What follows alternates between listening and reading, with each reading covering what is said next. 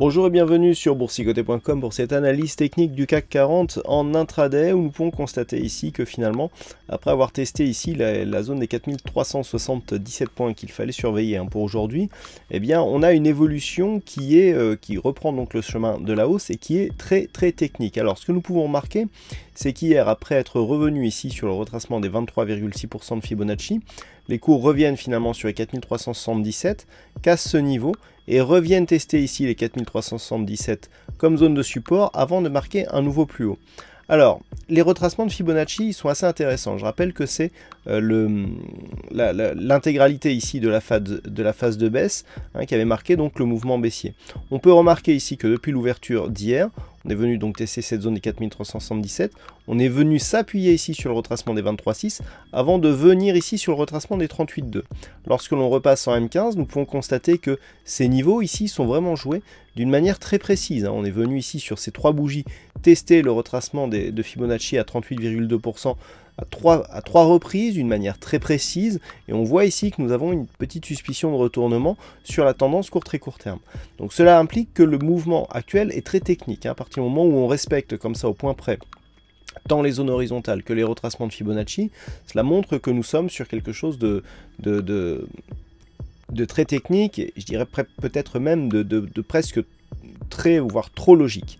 Alors, du point de vue de la configuration des indicateurs, nous avons donc ce RSI qui continue à évoluer en zone neutre. Vous voyez que par rapport à la première dynamique ici, qui a provoqué la rupture de cette zone des 4377, on est ici sur une phase d'affaiblissement qui ne se ressent pas sur les cours, puisqu'on est venu marquer un nouveau plus haut. Le stochastique, lui, nous montre que nous sommes toujours dans une dynamique haussière, avec ainsi un petit signal de consolidation qui pourrait se mettre en place.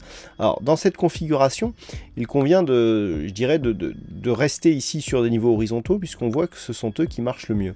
Donc ce que nous pouvons dire donc, dans la lignée de ce que nous avions ce matin, c'est que tant que le 4377 ici reste zone de support, on est toujours sur une poursuite de mouvement technique. Pourquoi mouvement de rebond technique? Tout simplement parce que le retracement des 38,2%, si on se remet en H4, nous indique que nous sommes toujours dans une dynamique baissière, dans un rebond technique qui se trouve dans cette dynamique baissière. Et le retracement de 38,2, tant qu'il n'est pas dépassé, indique que nous sommes toujours dans une phase de baisse potentiellement assez dynamique. Donc il va falloir dans un premier temps surveiller ce niveau, 4395, sachant qu'en cas de rupture haussière, nous avons, comme je vous l'avais dit ce matin, un objectif à 4422, puis la zone ici de retracement 50-61,8. Mais même sur ces niveaux, on est toujours dans une impulsion baissière. Il faudrait vraiment dépasser le retracement des 61,8% pour commencer à annuler la dynamique qui a été impulsée par ce mouvement. Donc cet après-midi, eh bien, on va surveiller donc ce fameux retracement des 4395 points.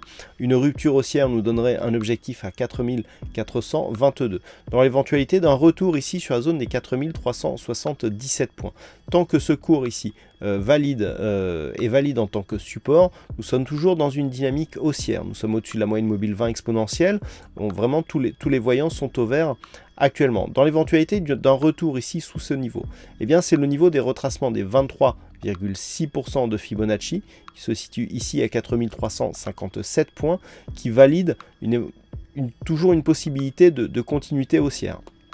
À partir du moment où on reviendrait ici sous les 4357 points, là l'objectif sera un retour sur les plus bas significatifs avec, en cas de rupture, eh bien, un signal de poursuite du mouvement baissier qui a été donné par l'impulsion la semaine dernière. Je rappelle que pour l'instant nous ne sommes que dans un rebond technique. Donc les niveaux à surveiller, 4357, 77 éventuellement sur une rupture baissière, et là vous voyez qu'on est en train de s'affranchir ici, a priori du retracement des 38,2%, donc qui nous validerait un objectif à 4422.